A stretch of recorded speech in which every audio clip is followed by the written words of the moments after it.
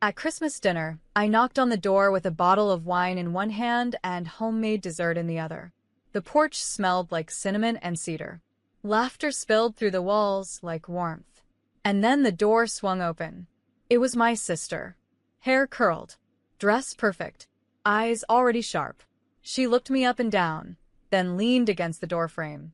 "We don't want you here," she said. "Go ruin someone else's holiday." Behind her, I saw the dining table. Candles flickering. Ham glistening. My mother pouring wine.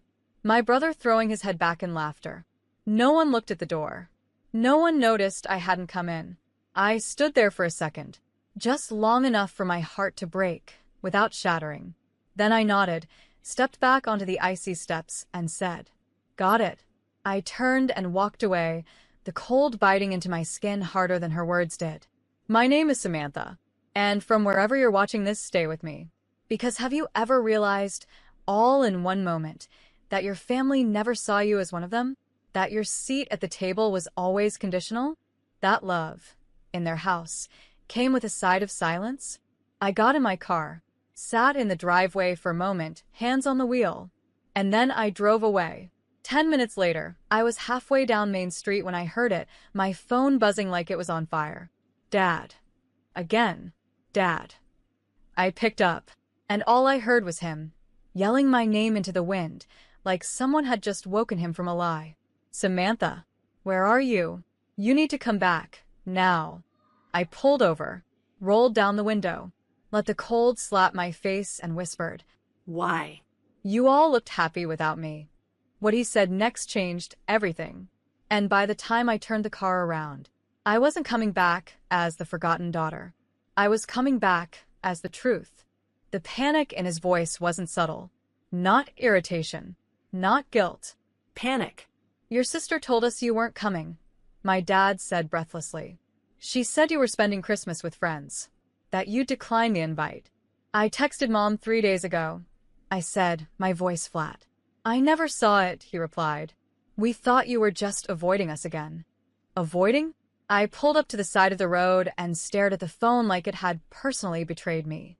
"She told you I wasn't coming, then slammed the door in my face when I did?" I asked. "She what?" he said, his voice rising. "She did what?" And that's when I realized. This wasn't just cruelty. It was strategy. My sister had rewritten the narrative before I even arrived.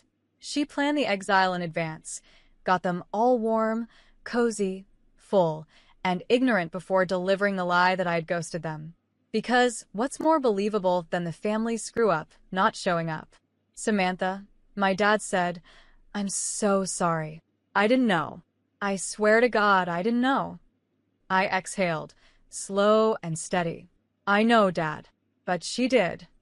I turned the car around. And this time, I wasn't driving back with cranberry pie and good intentions. I was driving back with receipts.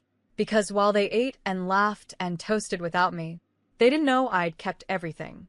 The texts, the screenshots, the voicemails, even the audio from outside the door when she slammed it in my face and muttered, "That should do it." She'd played the long game. But I'd been quietly building the archive. When I walked back in, my dad met me at the door. Arms wide, eyes wide, face red. "I'm so sorry, baby," he whispered, hugging me like he'd just found something he never meant to lose.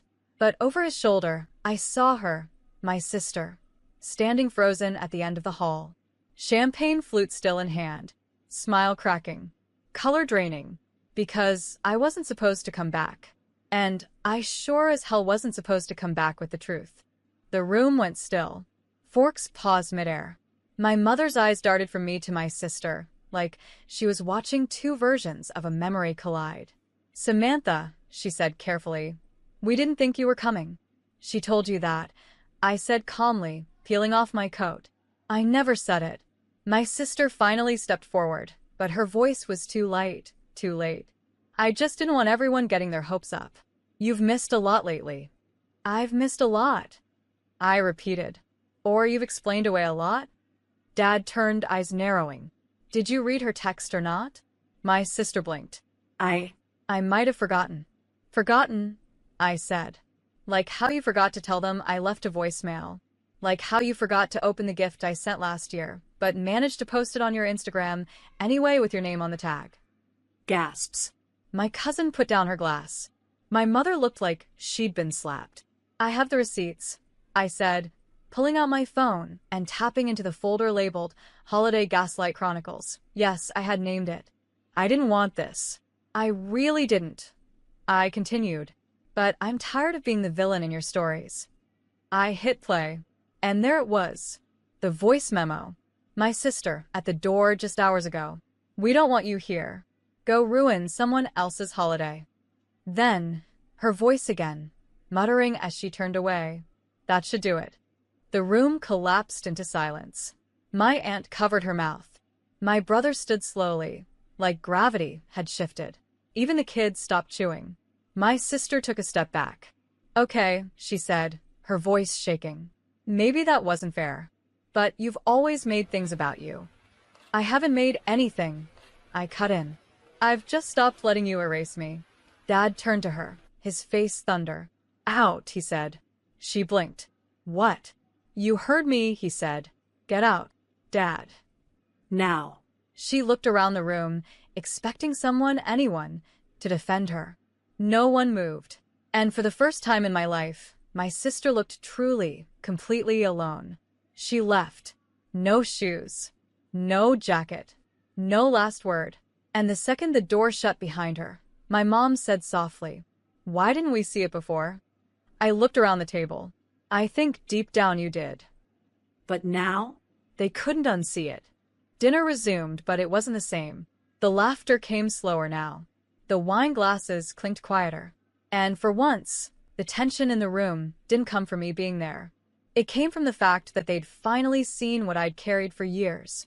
After dessert, my father pulled me aside into the hallway, away from the whispers, away from the questions.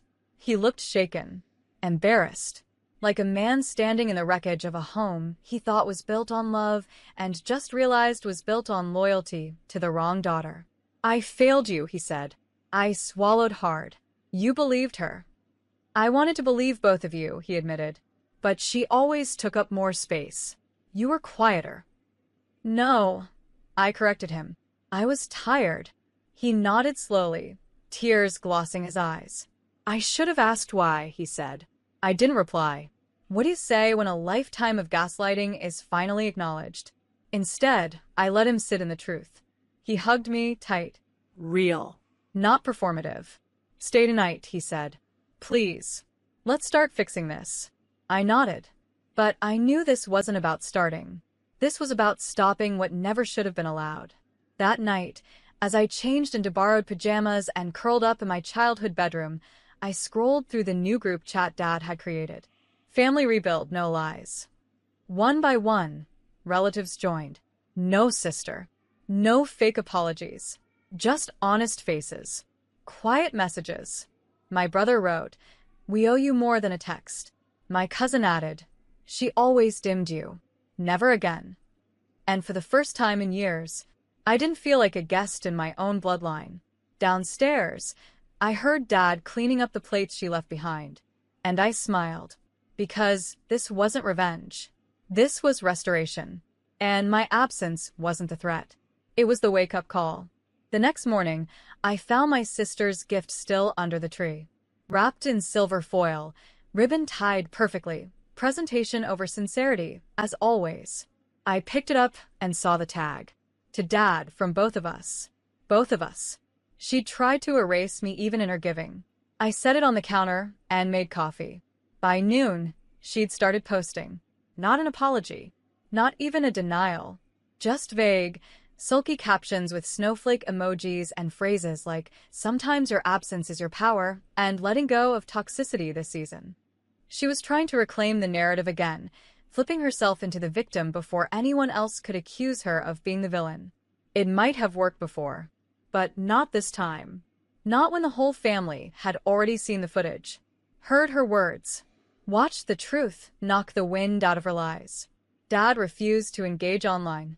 Instead, he called every family member personally that day, to tell them the truth, to say he was sorry, to say he finally saw it. And every single one of them said the same thing. We always had a feeling. We just didn't want to believe it.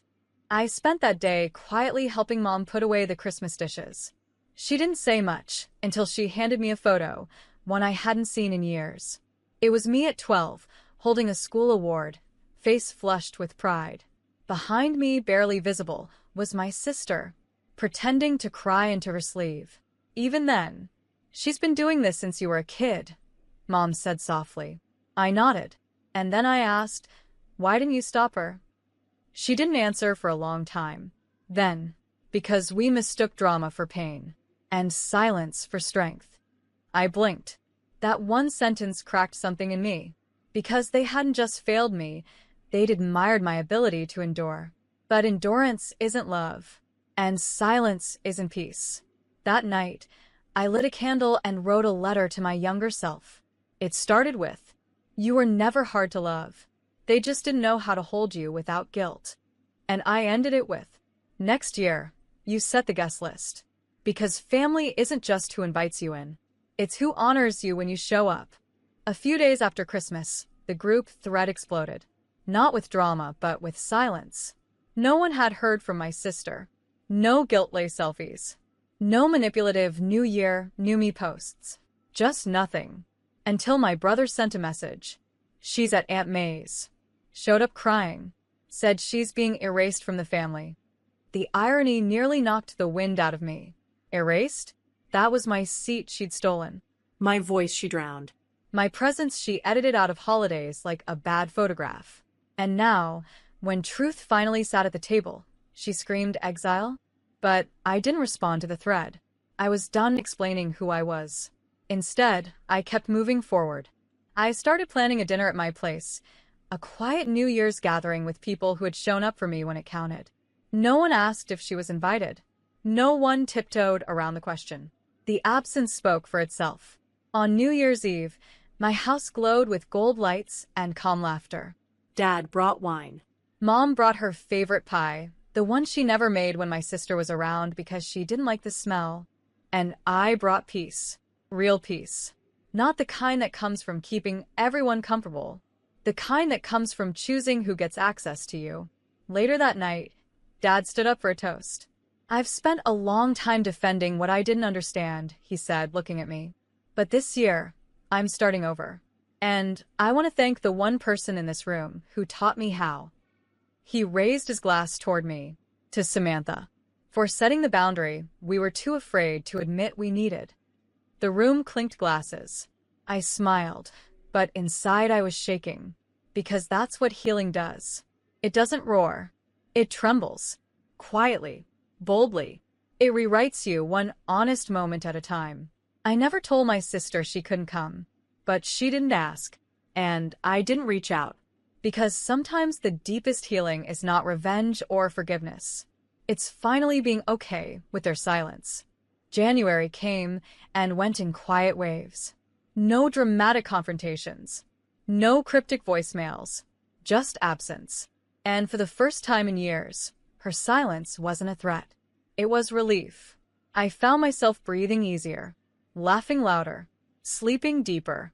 And then an email. No subject line. No signature. Just her name in the sender line. I almost deleted it. Almost. But curiosity has sharp teeth. I opened it. "I know you think you won, but you don't know what it's like to feel invisible. You've always been the favorite. You just didn't notice because you were too busy pretending to be the victim. Someday, when they turn on you, don't come running to me." No apology. No acknowledgement. Just one last grasp at rewriting history. I stared at it. And then I did something I never thought I'd do. I clicked reply. "I used to want your love. Then I wanted your apology. Now? I don't need either. I don't need to win. I just needed to stop losing myself every time you needed to feel big. You can stay gone. I'll stay whole." I hit send, then blocked her. Not out of anger. Out of finality. Because healing doesn't always look like reconciliation. Sometimes it looks like a clean inbox and a lighter chest. Later that week, I mailed out invites for a spring dinner I was hosting. Small. Meaningful. I wrote each name by hand. And this time, I didn't pause when I skipped hers. Because my table wasn't missing a chair. It had finally made room for me. I placed the last envelope in the mailbox and stood under the quiet sky. No grief, no guilt, just this soft, solid truth. She left a hole, but I grew around it, like roots, like something finally grounded. Spring arrived like forgiveness, slowly, then all at once. The air was warmer. The silence stayed peaceful. And I was no longer bracing for impact every time the phone buzzed. The dinner came and went. 12 people at my table. 12 people who saw me, heard me, held space without shrinking mine. After dessert, my dad stood again, this time more certain, more steady. He raised a glass. To the daughter who taught us that silence isn't strength, he said. To the woman who made a place for herself when none was offered. There were no tears this time. Only quiet, radiant pride. And as I looked around that table, faces glowing under string lights, laughter bouncing off the patio walls, I felt something I hadn't felt since childhood. Home. Not a place. Not a family name. But a feeling built from boundaries, self-respect, and finally, truth. My mother hugged me before she left. A real hug. One that didn't ask for anything back. And she whispered, "I'm proud of who you've become. I'm sorry we didn't make it easier for you to get here." I nodded, no longer needing more than that. I'd made it. By June, I heard my sister had moved. New city. New cycle. Still trying to spin stories without anyone left to cast in them. But I didn't follow. Didn't check her socials. Didn't care who she pretended to be next. Because I was busy living. Not proving. Not performing. Living. And on the first day of summer, I sat on my porch with coffee in one hand and sunlight on my skin, and I whispered the words I'd waited a lifetime to say. She can't hurt me anymore. And, even better, she can't rewrite me anymore. I wasn't the villain. I wasn't the forgotten. I wasn't the afterthought at the holiday table. I was the woman who stood at the door, heard hate, and chose truth anyway. I was the woman who turned a slammed door into an open life. I was the woman who came home to herself.